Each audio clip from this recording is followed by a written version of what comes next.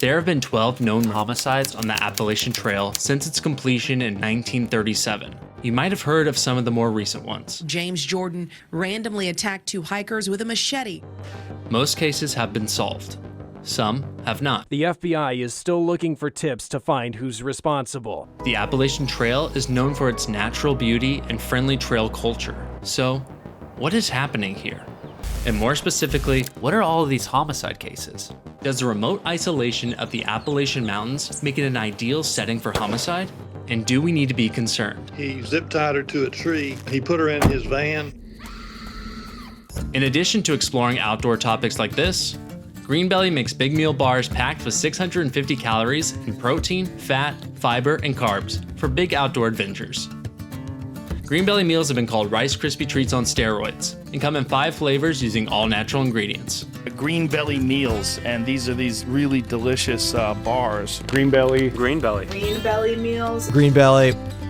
If you have an outdoor adventure coming up, check us out at greenbelly.com. The Appalachian Trail, or AT, stretches over 2,000 miles from Georgia to Maine.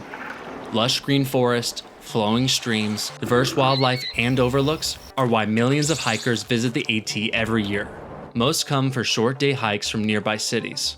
A much smaller group come to hike the whole thing over the course of several months. For many, hiking the AT is a challenge to overcome and a way to connect deeper with nature and other hikers.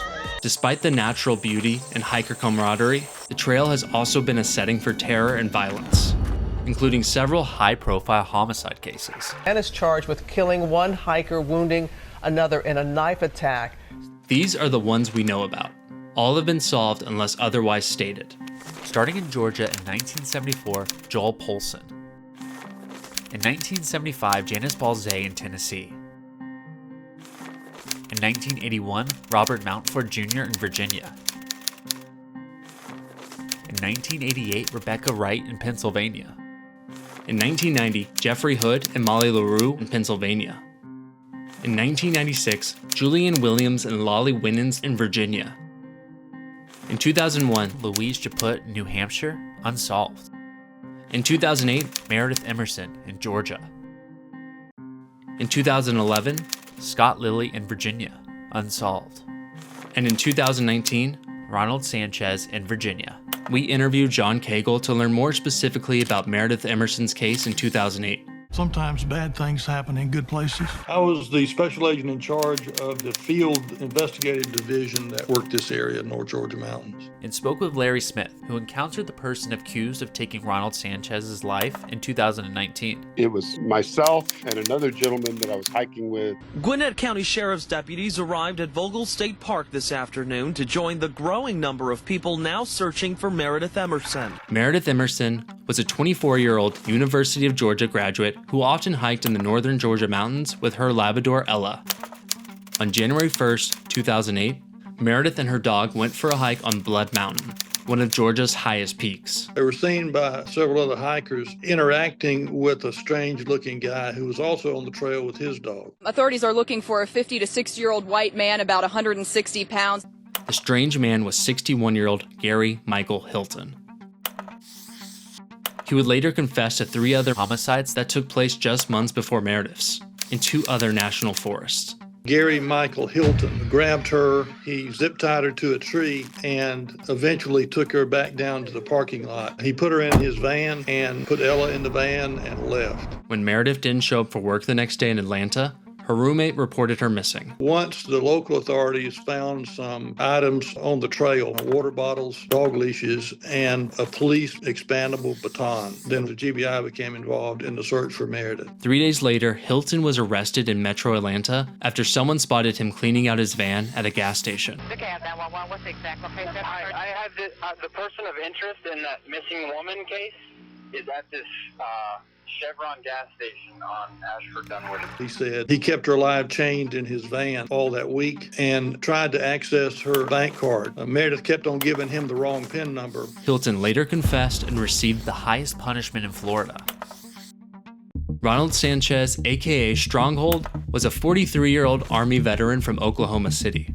On May 10, 2019, Sanchez was halfway through hiking the Appalachian Trail. While in rural Virginia, Sanchez, another female, and a couple encountered 32-year-old James L. Jordan. James Jordan, as you see here, threatened a group of hikers at their campsite in Wythe County moments before the murder.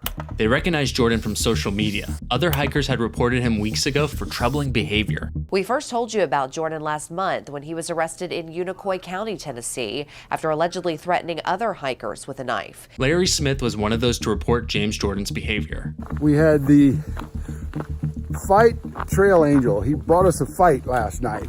We had pulled into a shelter called the Pizza Shelter. Well, about 10 o'clock that night, a gentleman came up and he started a big fire. He threw a bunch of gas on these logs and started a fire. And he was kind of talking to himself and he was yelling. He wanted to burn down the shelter and say, "Hey man, you're not going to burn down the shelter." And then he jumps from the ground up onto this table and says, "Well, what are you going to do about it? Are you going to fight me?" Larry picked up his phone to call the police. He says, "Well, you can't call the police here because the signal doesn't work." And he was right, the signal wasn't working. Larry then hiked out to the nearest parking lot to get reception and called the police. By the time the police got here, he was gone. A month later, Jordan was back. This time bothering Ronald Sanchez and 3 other hikers in his group in the same area, with similar threats. This is the area of the trail where terror struck in the middle of the night. Jordan then reportedly attacked Sanchez with a knife, resulting in his death, and pursued the woman, injuring her. Fortunately, she managed to get away. Hiking 6 miles to call for help.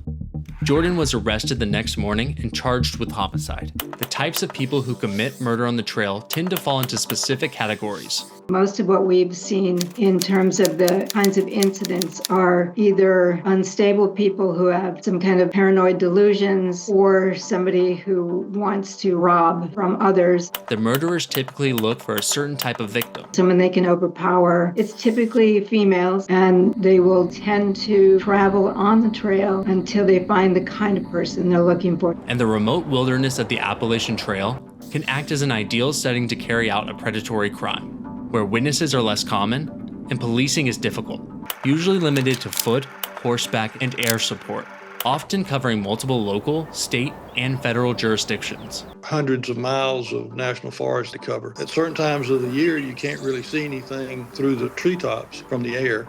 The Appalachian Trail has also been the site of other troubling cases, including missing persons, unknown remains, and wanted individuals.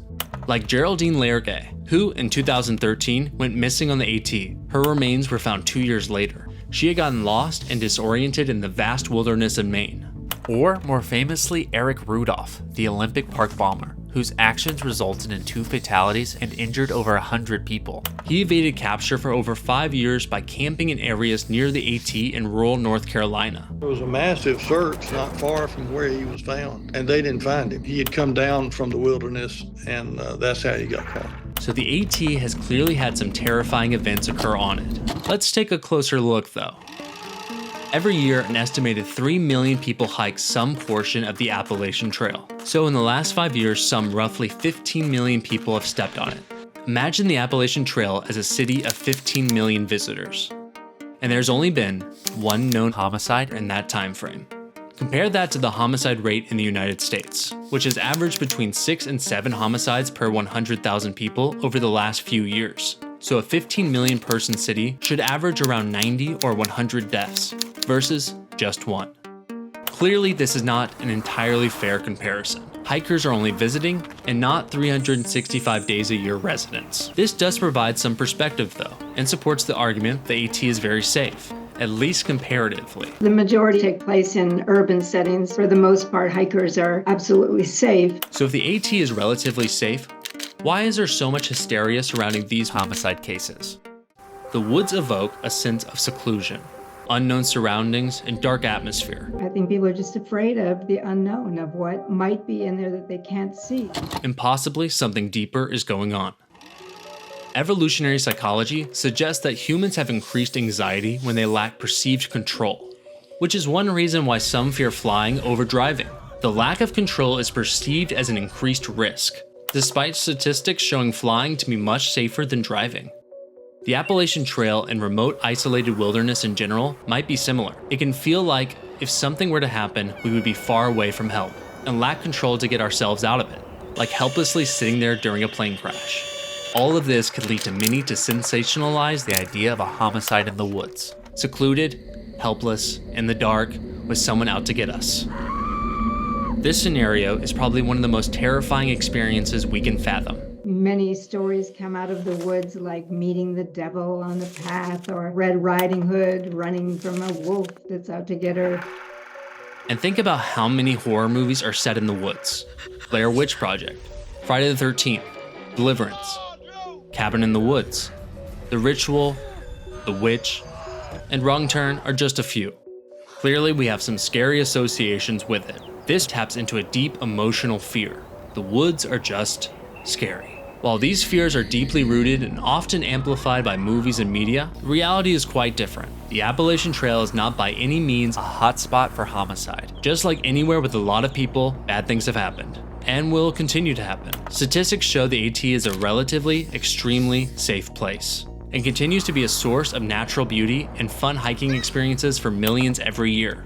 Thankfully, the hiking community, trail angels, various networks, and groups play a crucial role in maintaining the safety and supporting the well-being of those on trail. The hiking community and all these investigations were an extremely big part of the success of the investigation. We had literally hundreds of volunteers show up. Hopefully, we can prevent some of our fears from over-sensationalizing reality and still allow for hikers to enjoy everything the AT has to offer. Taking safety precautions is still vital. Be mindful to hike in groups, let someone know your plans, carry a communication device, and stick to marked trails. We are a small team that loves the outdoors. If you like this, we'd love if you gave us a like and subscribe. Thanks to John Cagle, Dr. Katherine Ramsland, and Larry Smith for their help making this video. John has a book on the Meredith Emerson case. All proceeds go to law enforcement officers and charities. Links below.